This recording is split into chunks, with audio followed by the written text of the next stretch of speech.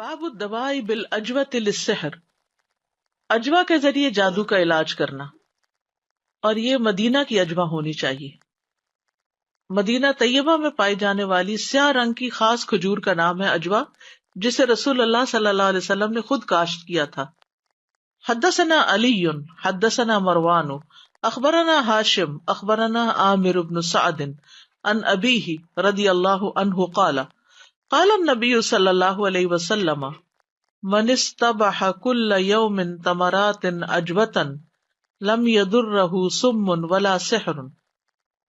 من استبح، جس نے صبح کی، کل یوم، ہر روز، تمرات اجوتا، اجوا کھجوریں کھا کر، لم یضرہ سم، اس کو کوئی زہر نقصان نہیں دے گا، ولا سحر، اور نہ جادو۔ یعنی جو صبح خالی پیٹ اجوا کھجوریں کھاتا ہے، نہ جادو ہوتا ہے اس پر اور نہ ہی زہر اثر کرتا ہے۔ ذالک الیوم الی اللیل، اس دن رات تک۔ وقال غیرہ سبع تمرات، اور دوسری روایت میں آتا ہے 7 کھجوریں۔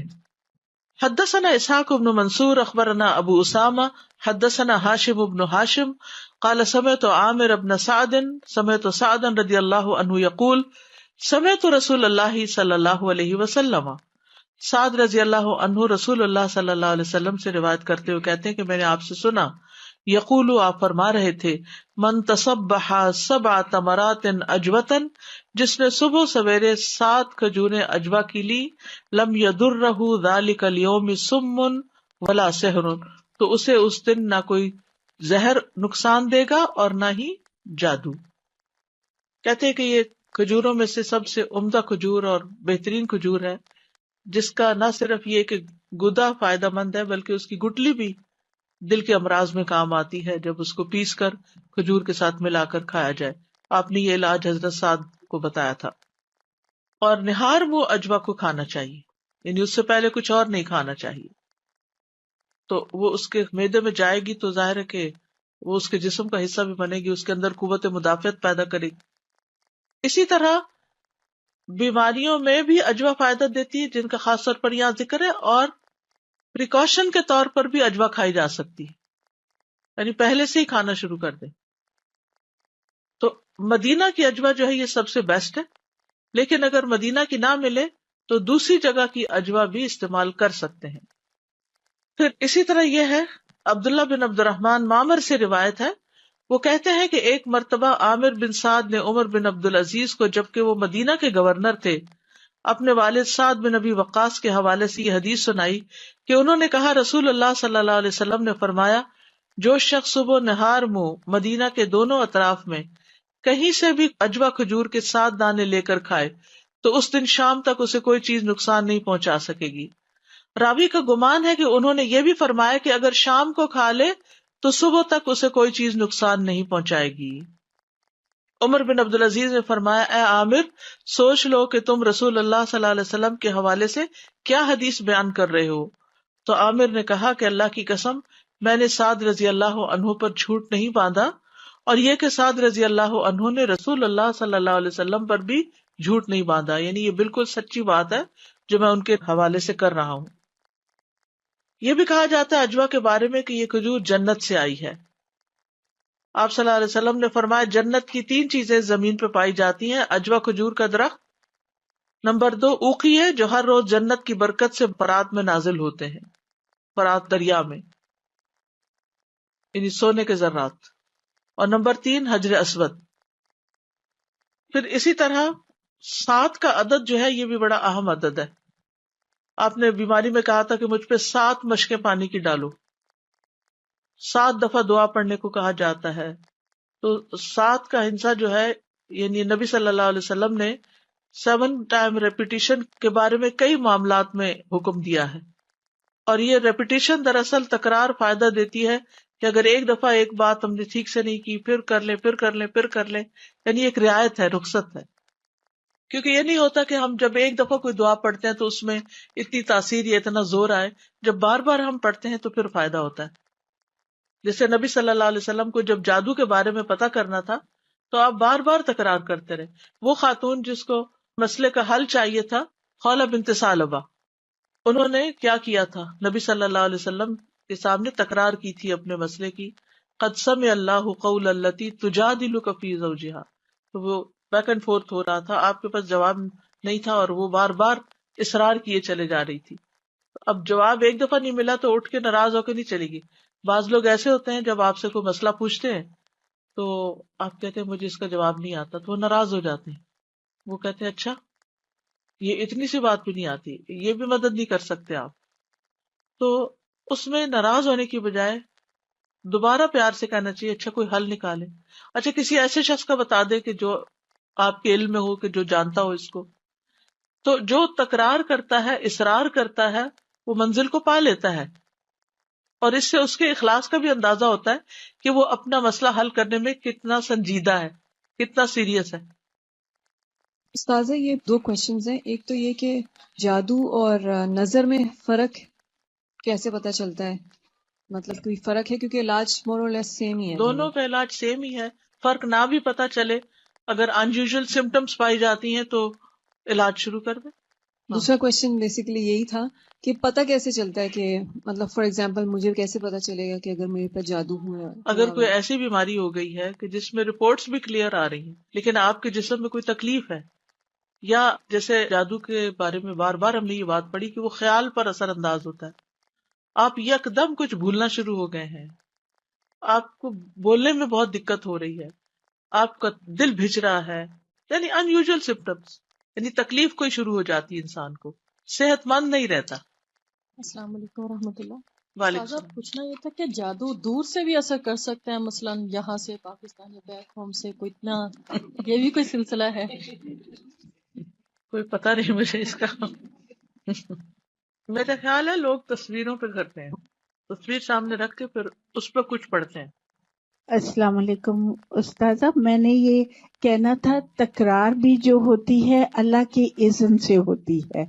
میں اپنا بتا رہی ہوں کہ مجھے کچھ چیز بہت چاہیے ہوتی ہے اور اللہ تعالیٰ رات کو مجھے ضرور بتاتے, ایسے مجھے خیال آتا ہے کہ ادھر فون کرو ادھر فون کرو, میں چھوڑتی نہیں پھر اس بات کو, اور یہ اللہ کی اذن سے ہی ہے. بالکل, اس میں آپ دیکھیں قرآن مجید میں آتا ہے نا والذین جاہدوا فینا لنہدینہم سبلنا, سبیلنا نہیں کہا, صراط مستقیم تو ایک ہے, سبل, جو لوگ ہمارے راستے میں محنت کرتے ہیں, کوشش کرتے ہیں, ہم ان کو کئی راہیں دکھاتے ہیں, کئی آپشن بتاتے ہیں, وہ دل میں ڈالی جاتی ہیں باتیں, یہ کر لو وہ کر لو, ایسا کرو ویسا کرو, اور آپ دیکھیں گے وہ سارے نقطے جڑتے ہیں اور وہ کام ہو جاتا ہے.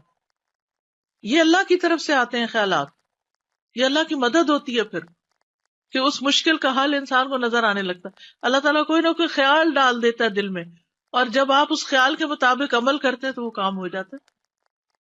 لیکن اس کے لیے شرط ہے والذین جاہدوا فینا, جاہدوا نہیں ہے, جاہدوا فینا, جو ہم میں کوشش کرتے نہیں, ہماری طرف لوٹتے ہیں, چاہے وہ دعا کی محنت ہو, چاہے وہ علم حاصل کرنے کی محنت ہو, یعنی کسی بھی طریقے سے, چاہے وہ صدقہ خیرات ہو. اب دیکھیے پیغمبروں کا جو طریقہ رہا ہے وہ کیا ہے, جب بھی مشکل آئی تو وہ فزع الی الصلاۃ. ابراہیم علیہ السلام نے کیا کہا تھا, انی ذاہب الی ربی سیہدینی, انی ذاہب الی ربی. ہم آخری چیز ہوتی ہے جب کہتے ہیں ذاہب الی ربی, اپنا تکیہ کلام بنا لے, انی ذاہب الی ربی سیہدینی, نہیں رستہ مل رہا, انی ذاہب الی ربی سیہدینی. موسیٰ علیہ السلام نے کیا کہا تھا, کلا ان معی ربی سیہدینی, ہرگز نہیں, میرا رب میرے ساتھ ہے, وہ مجھے ہدایت دے گا, مجھے رہنمائی کرے گا, مجھے بتائے گا کہ مجھے کیا کرنا ہے. ہماری مشکل یہ ہے کہ ہم نے غیر اللہ پر اتنی ڈپینڈنسی رکھی ہوئی ہے کہ جب کوئی مسئلہ پیش آتا ہے سب سے پہلے سوچتے ہیں کس بڑے کو فون کریں, کس کو کہیں, کس کے پاس جائیں, کون مدد کرے گا. اگر مالی مسئلہ تو نہیں, اتنے پیسے ہیں مسئلہ حل ہو جائے گا, مال پہ بھروسہ شروع کر دیتے ہیں, کبھی انسانوں پہ, کبھی کسی پہ, کبھی کسی پہ. پھر جو بندہ مخلص ہوتا ہے نا, اللہ تعالیٰ اس کو ہر طرف سے توڑتا ہے, ہر طرف سے مایوس کرتا ہے, اور پھر اپنے سے جوڑتا ہے. یہ بھی اللہ کی بڑی رحمت ہوتی ہے. تو چھوٹی مشکل آئے بڑی مشکل آئے, انی ذاہب الی ربی سیہدین. اگر ابراہیم علیہ السلام کی پوری زندگی آپ پڑھیں، ہر معاملے میں اللہ کی طرف رجوع کرنے والے، اور جیسے ابھی اواب کا لفظ آیا ہے، اللہ کی طرف خوب پلٹنے والے. ہمیں بھی یہی طریقہ اختیار کرنا چاہیے. اللہ تو ہے نا، رزق کا معاملہ تو اللہ تو رزاق ہے، اولاد کا معاملہ ہے تو اللہ کو پکارے، یا اللہ تو قوی ہے، تو ان کو سیدھے راستے پہ چلا، یا قوی یا عزیز تو غالب ہے، تو حکمت والا ہے، مجھے حکمت عطا کر.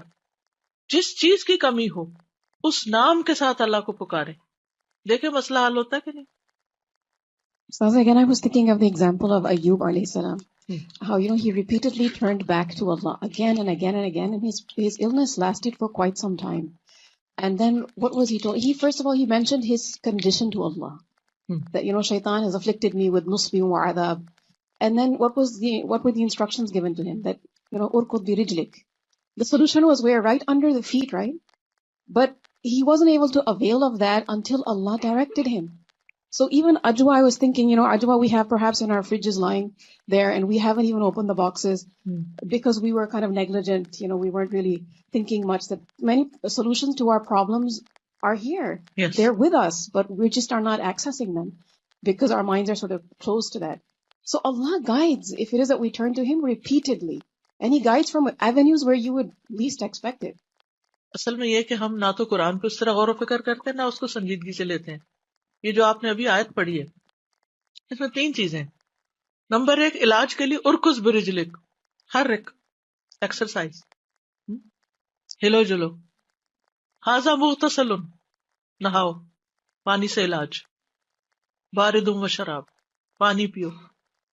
اب یہی چیزیں جب ہمیں ڈاکٹرز کہتے ہیں ایکسرسائز چاہیے، سوئمنگ چاہیے، پانی میں جا کے حرکت کرو اور پانی اتنے گلاس پیو، تو ہم کہتے ہیں واہ واہ. اللہ سبحانہ وتعالیٰ نے آیت 2 آیت کے اندر ارکز برجلک، مارو اپنا پاؤں مارنا کیا ہے؟ حرکت کرو. حضرت اسماعیل علیہ السلام نے پاؤں مارا تھا تو چشمہ نکل آیا تھا. ہذا مغتسل، جو پانی نکلے اس سے اب نہاؤ. ایکسرسائز کے بعد کیا کرنا چاہیے؟ سویٹنگ ہو جاتی تو نہانا چاہیے، سارے مسام کھل جاتے. نہانا بذات خود ایک علاج ہے. نبی صلی اللہ علیہ وسلم نے بخار میں کیا کیا تھا؟ 7 مشکیزیں اپنے اوپر ڈلوائے تھے. مغتسل و شراب، ڈرنک، اسی سے ان کی بیماری ٹھیک ہو گئی.